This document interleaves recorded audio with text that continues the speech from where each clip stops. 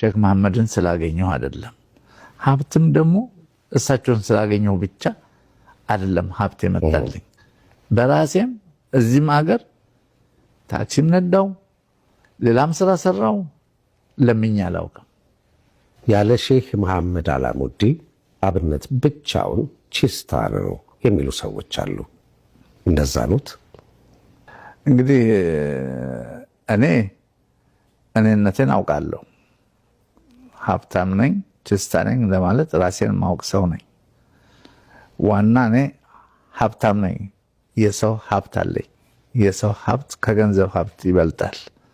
የሰው ሀብት ነው የሚበልጠው እና ራሴን በገንዘብ አይደለም የምለካው። እኔ ራሴን በገንዘብ ለክቼው አላውቅም። በገንዘብ እቃ አይደለሁም። ይህን አክል አወጣለሁ እና ይህን ነኝ ብዬ ለመናገር ፈቃደኛም አይደለሁም። እሳቸው በሚድሮክ ኢትዮጵያ ውስጥ ባሉ ኩባንያ ውስጥ ምንም አይነት ሼር የለኝም። በአጠቃላይ ከሚድሮክ ኢትዮጵያ ያገኙት የነበረው ድርሻና ጥቅማጥቅም ባጭሩ መግለጽ ይቻላል? ምንም ያገኘሁት ነገር የለም። እዛ አገልግሎት ሲሰጡ ከእሳቸው ጋር አብረው ሲሰሩ ጥቅማጥቅም አልነበሩትም? ደመወዝ አልነበሩትም? ያው እንግዲህ ተቆራጭ ደሞዝ ተብሎ የተመደበልኝ አለ። የሚገርመው ነገር ደሞዝ የተሰጠኝን ደሞዝ በአመቱ መጨረሻ ላይ የተሰጠኝን ደሞዝ መልሼ ለኩባንያው ነው የምሰጠው። ለምን?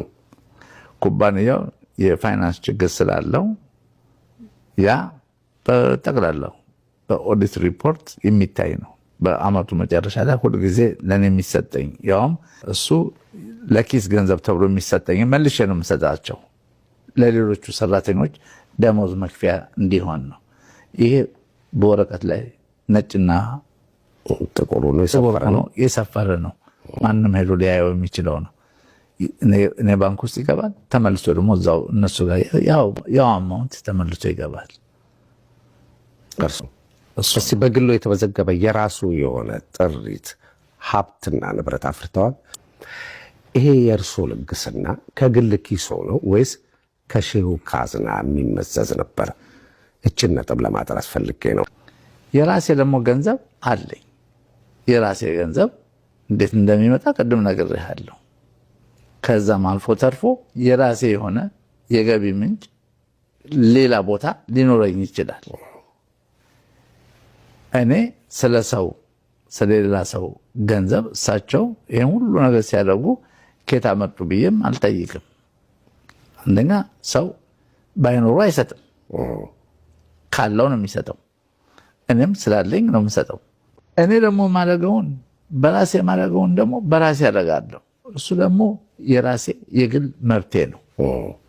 የራሴ ቀና አስተሳሰብ ለተቸገረ ሰው ከልጅነቴ ጀምሮ እንዲሁ ባለኝ አቅም ለደከሙ ሰዎች ስረዳ የነበረ መርዳት የጀመርኩት ዛሬ አይደለም፣ ወይም ሼክ መሐመድን ስላገኘሁ አይደለም።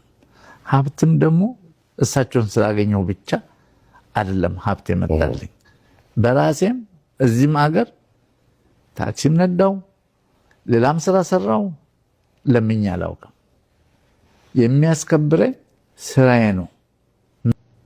ለማንም ሀብታም ከሰማይ ገንዘብ አልመጣለትም።